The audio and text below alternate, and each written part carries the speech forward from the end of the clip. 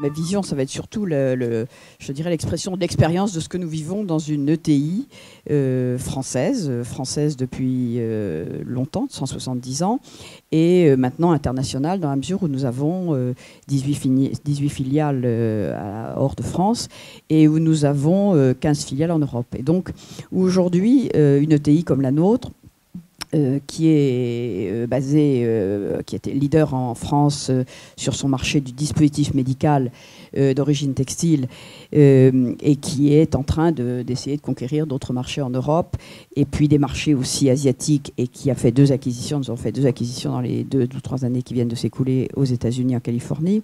Notre situation, je dirais, c'est de nous sentir vivement européens. C'est-à-dire que notre quotidien, c'est un quotidien européen. Mon chiffre d'affaires que je regarde tous les matins, je le regarde aussi bien en France qu'en Allemagne, en Suède ou en Italie. Et nous avons bien sûr cette monnaie qui est un outil formidable, je dirais, à l'expansion d'une entreprise comme la nôtre, de taille moyenne, et une entreprise que je veux décrire comme très intégrée, donc très industrielle, donc avec des actifs très matériels. Cette monnaie euro, je dirais, elle nous rend beaucoup de services. D'abord, elle nous permet effectivement de lire tous les jours notre chiffre d'affaires et puis de regarder nos performances à tout moment dans un langage qui est commun. Donc l'euro, c'est beaucoup plus qu'une monnaie, c'est un langage. Pour nous, ça nous permet de travailler dans un même univers, je dirais, de compréhension de nos activités, de les comparer, etc. Ça facilite énormément la vie. Ensuite, cette Europe, c'est la libre circulation des biens et des personnes, qui est aussi un énorme avantage pour une entreprise comme la nôtre, parce que ça nous permet effectivement d'aller, de venir, de proposer à des collaborateurs d'aller travailler de ci, de là, de regarder de façon très, très sereine les flux. Nous avons en Europe 8 sites industriels. 8 sites industriels, ça veut dire des transferts de l'un à l'autre, ça veut dire des flux compliqués et avec, je dirais, une espèce de complexité grandissante chaque fois qu'on s'associe à une nouvelle filiale. Donc notre univers aujourd'hui, c'est l'Europe, et c'est une Europe qui a été beaucoup simplifiée et beaucoup, je dirais, stimulée par l'arrivée de l'Europe, de l'euro. En outre, l'Europe, pour nous, c'est un marché. C'est-à-dire que si nous voulons considérer dans le dispositif médical des poids importants des concurrents que sont les Américains ou les Asiatiques, eh bien, nous ne pouvons parler qu'en Europe. Je dirais une nation, un pays, France, n'est pas suffisant comme taille de marché pour pouvoir se comparer au grand poids économique des autres. Donc ça veut dire que l'Europe est aussi une unité de marché, même si les normes ne sont pas communes, même si la fiscalité est très diverse. Nous avons 15 filiales, nous avons pratiquement 15 modes de fiscalité différents, ce qui n'est pas facile à vivre, ce qui est même extrêmement compliqué. Et puis, bien sûr, cette Europe, elle également, elle n'a pas d'appareil politique qui permette d'être gouvernée comme une unité. Donc c'est vrai qu'on a l'impression d'être au milieu d'un gué, enfin d'être au milieu d'un chemin qui nous est très favorable pour ce qui a été déjà fait, mais qui nous est encore très défavorable pour le chemin qui reste à faire. Et avec des choses difficiles, vous avez souligné, par exemple, tout ce qui est prix de transfert est une chose extrêmement difficile, parce qu'effectivement, le prix de transfert est une espèce de loi assez arbitraire qui voudrait penser que les marchés nationaux sont tous semblables. Or, c'est complètement faux. Donc, il y a des écueils qui restent très, très réels. Et cette Europe que nous vivons et à laquelle nous aspirons évidemment encore plus, est un élément qui est tout à fait important dans l'ensemble des ETI qui sont dans l'ensemble presque tout internationalisés. Enfin, ceux qui sont là et qui le vivent le savent bien. Donc, j'ai envie de dire, cet impôt, qui est cette homogénéisation d'un impôt, pour nous, c'est quelque chose qui est effectivement très important, parce que un impôt, pour moi, et je reviens au terme latin, je dirais étymologie, l'impôt, c'est ce qui est imposé, c'est impostum. Et donc, ça fait partie de la règle du jeu. L'impôt, c'est ce qui est la règle du jeu normale. Et quand on est plusieurs sur un même champ économique et qu'on a des règles du jeu différentes, et bien effectivement, ceux qui ont la règle du jeu la plus contraignante, et bien, ils sont défavorisés. Et donc, c'est la réalité de ce que nous vivons. Moi, mes 2 principaux concurrents sont des Allemands. Les 2 entreprises qui font le même métier que le mien et qui sont co-leaders avec nous en Europe sont des Allemands. Et donc, la règle de leur jeu à eux est très différente de la règle de notre jeu à nous, Français. Et donc, nous sommes sur un même terrain de foot avec des équipes qui n'ont pas la même règle du jeu. C'est pas très facile pour ceux qui ont des règles plus contraignantes. Alors j'ai envie de dire, d'autre part, une entreprise comme la nôtre, qui est une entreprise très, très matérielle, je dirais, peut-être justement à l'inverse de certaines industries très immatérielles, elle est, cette entreprise, elle ne se fait jamais sur un projet fiscal. L'essentiel de notre entreprise, c'est un projet économique, c'est-à-dire c'est un projet de fabriquer de bons produits qui permettent de soigner de véritables patients qui en ont besoin. Donc ça n'est jamais un projet fiscal. Mais malgré tout, évidemment, il faut que la construction fiscale de ce que nous faisons soit suffisamment pertinente pour que le profit puisse être réinvesti de façon efficace. Donc, je dirais, une entreprise comme la nôtre, elle a la priorité de son objectif, c'est d'avoir un projet économique qui tienne compte de la réalité des marchés auxquels elle a à faire face. Donc, ça n'est pas, je dirais, l'optimisation fiscale. Certes, nous devons la faire, mais elle n'est pas première, cette optimisation fiscale. Elle est seconde. Et donc c'est vrai que quand on est dans la situation à laquelle nous sommes, c'est-à-dire avec des ingénieurs, avec des concepteurs, des marketeurs, avec des usines, un grand nombre d'usines réparties de ci, de là dans le territoire, je dirais, nous ne sommes pas dans une mobilité qui nous fasse dire, tiens, allons tous là pour pouvoir faire mieux et fiscaliser un peu mieux l'ensemble que nous représentons, qui s'appelle un groupe consolidé, parce que nous consolidons. Je dirais, le projet économique, il est antérieur à ça. Et donc, effectivement, nous aspirons tous à avoir une règle fiscale qui soit commune, mais notre projet d'entreprise n'est pas un projet fiscal.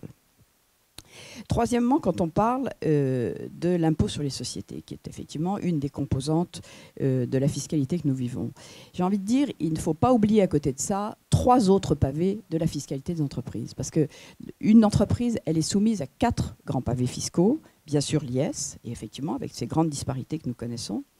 Elle est soumise à un impôt qui est souvent moins bien connu, qui sont la cascade des impôts sur la production.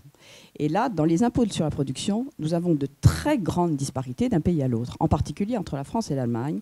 Les impôts sur la production en France sont d'abord extrêmement nombreux. Nous avons plus de 202 impôts possibles sur la production, avec une multiplicité de petites niches fiscales, avec des impôts qui sont quelquefois parfaitement injustes. Par exemple, moi j'ai une usine à Saint-Étienne dans laquelle on nous impose sur les transports en commun, or nous n'avons pas de bus qui viennent jusqu'à chez nous. Bon, voilà, donc ça complique un petit peu la compréhension fiscale de cet impôt-là. Et cet impôt sur la production, en France, il est a priori. C'est-à-dire que dès que nous nous mettons à fabriquer un produit, ce produit, il est imposé. Cette activité de la production est imposée. Si nous allons en Allemagne, nous avons bien sûr aussi des impôts sur la production, mais l'impôt sur la production en Allemagne, il est a posteriori, c'est-à-dire qu'il arrive après que l'entreprise ait gagné de l'argent. Donc on voit bien des distorsions importantes entre le modèle fiscal de la production française et le modèle fiscal de la production en Allemagne. Et ces éléments-là sont peu connus. Et au moment où nous parlons de l'homogénéité, qui est véritablement une chose importante, je crois qu'il faut voir les autres briques de disparité fiscale entre des ETI, je dirais un Mittelstand français, et des ETI allemandes, qui sont un Mittelstand allemand très, très bien connu et infiniment célèbre et utile en Allemagne. Donc ça, c'est le second pavé, c'est les impôts sur la production. Troisième pavé en France, c'est les impôts sur la détention des parts d'actions. Et là, on est en pleine mutation en France, avec toutes les annonces qui sont faites aujourd'hui par le gouvernement. Mais cet impôt a été extrêmement lourd, extrêmement dissuasif et extrêmement gelant.